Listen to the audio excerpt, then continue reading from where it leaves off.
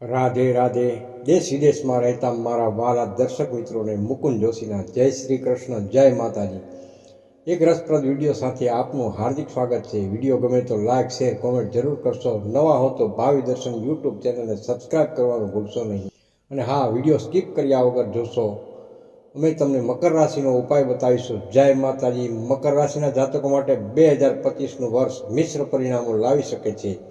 વર્ષની શરૂઆતમાં આર્થિક સ્થિતિ સારી રહેશે, પરંતુ વર્ષના અંતમાં થોડી મુશ્કેલીઓ આવી શકે છે. રોકાણ કરતાં પહેલાં સારી રીતે કરવું જરૂરી છે. નોકરીમાં પ્રગતિ થવાની સંભાવના છે, પરંતુ કામનું ભાર વધી શકે છે. સહકર્મીઓ સાથે સંબંધો સારા રહેશે. વ્યવસાયમાં નવા અવસરો મળી શકે છે, પરંતુ સ્પર્ધાનો સામનો કરવો પડી શકે છે. પ્રેમ જીવનમાં ઉતાર ચઢાવ આવી શકે છે. સંચારમાં સ્પષ્ટતા રાખવી જરૂરી છે. આરોગ્ય સામાન્ય રહેશે, પરંતુ તણાવથી બચવું જરૂરી છે. મકર રાશિ ફળ 2025 મુજબ આર્થિક સ્થિતિ જોતા મિશ્ર ફળ રહેશે. વર્ષના શરૂઆતમાં ગુરુ ગ્રહના સારા પ્રભાવને કારણે આર્થિક લાભ થવાની શક્યતા છે, પરંતુ વર્ષના મધ્ય ભાગમાં ગુરુનું સ્થાન બદલવાથી આર્થિક સ્થિતિ થોડી અસ્થિર થઈ શકે છે. મુખ્ય બાબતો શરૂઆત સારી રહે. વર્ષની શરૂઆતમાં આર્થિક સ્થિતિ સારી રહેવાની સંભાવના છે. નોકરીમાં પ્રમોશન કે વેપારમાં વધારો થઈ શકે છે.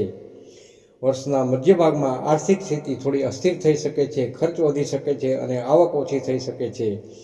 ઉધાર લેવા દેવાથી બચવું અને શેર બજાર જેવા જોખમી રોકાણોથી દૂર રહેવું. જો તમે સાવચેત રહીને આર્થિક નિર્ણયો લેશો તો વર્ષના અંતમાં આર્થિક સ્થિતિ સુધરશે. મકર રાશિના જાતકો માટે આરોગ્યનો વિચાર કરીએ તો આ વર્ષ સારું રહેશે. તમારું સ્વાસ્થ્ય મોટાભાગે સ્થિર રહેશે. જોકે વર્ષના અમુક સમયે થોડી સાવચેતી રાખવી જરૂરી છે.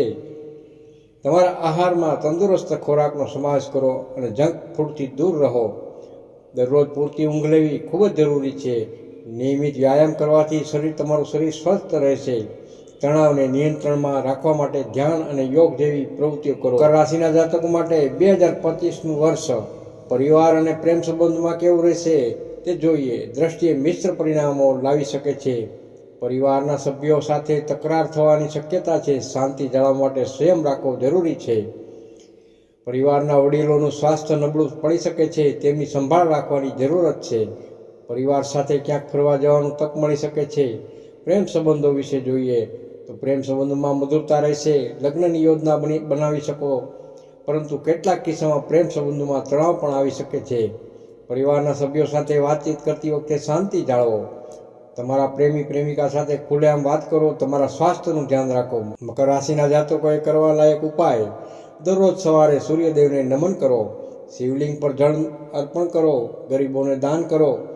દરેક ત્રીજા મહિને મંદિરના વૃદ્ધ પૂજારીને પીળા કપડાં દાન કરવાનું શુભ રહેશે. સાથે ચાંદીનો એક ટુકડો હંમેશા તમારા ખીચામાં રાખો અને માથા ઉપર નિયમિત રૂપે કેસરનો ચાંદલો કરો. જય માતાજી, જય શ્રી કૃષ્ણ. નોંધ: આ માત્ર એક સામાન્ય આગાહી છે. તમારા જીવનમાં બનતી ઘટનાઓ ગ્રહોની સ્થિતિ અને તમારા કર્મ પર આધારિત હોય છે. વધુ માહિતી માટે તમે કોઈ જ્યોતિષીનો સંપર્ક કરી શકો છો. શુભકામના. જય માતાજી, જય શ્રી કૃષ્ણ. તમને વિડીયો સારો લાગ્યો હોય તો લાઇક કરજો, શેર કરજો, સબસ્ક્રાઈબ કરજો. જય માતા.